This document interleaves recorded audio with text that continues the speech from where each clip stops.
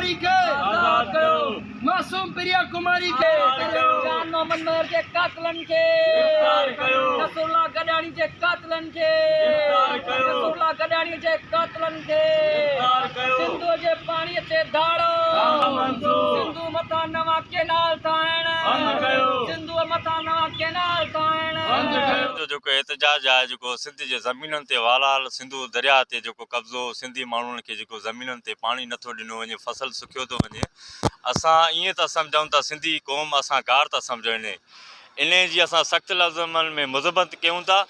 असां आला इख़्तियारनि खां घुर कयूं था जेके सिंधी जो ज़मीननि ते वालार कई थी वञे उन्हनि ते फुल जेको आहे न कब्ज़ो हटायो वञे। आदमशुमारी शुरू हुई है, ये हम इसको कब्ज़े खोरी समझते हैं।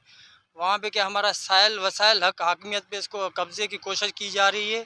हमारी ज़मीनें जो हैं वो गैर मुल्कियों को देके उनको यहाँ के आबाद कर रहे हैं ताकि हम अक़लियत में सिंधी जो कौम है उनको तब्दील किया जाए।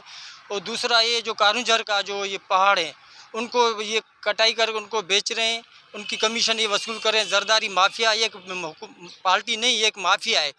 उसकी दूसरी ये है जो ये प्रिया कुमारी है, प्रिया कुमारी का भी यही मसला है। जैसे फजीला सरकी को 17-18 साल हो गए, इस बच्ची को भी वो ऐसे ही करेंगे। 18 साल के बाद ये बोलेंगे इसने शादी कर दी, इस्लाम कबूल कर लिया, ये कर लिया, वो अपने ड्रामे करेंगे। तो दूसरा ये जानमंद मर के जो कातिल हैं सबको पता है, यहाँ से 6-7 किलोमीटर के दूर बैठे हुए हैं, उनके पास कभी नहीं जा सकते। सबको पता है वो कहाँ बैठे हुए हैं, हुकूमत को खुद पता है, लेकिन इनको गिरफ्तार नहीं करना है। एक मजलूम की आवाज़ थी जानमंद जेको असांजी एहतजाज आहे उहो एहतजाज सिंधु ते धाड़ा पिया लॻनि। सिंधु दरिया ते धाड़ा 1991 जे एक्ट तहत पहिरियों पुछड़ी खे पाणी ॾिनो वेंदो आहे, हुन खां पोइ जेको पाणी बचे पोइ डेमनि में छोड़ियो वेंदो आहे।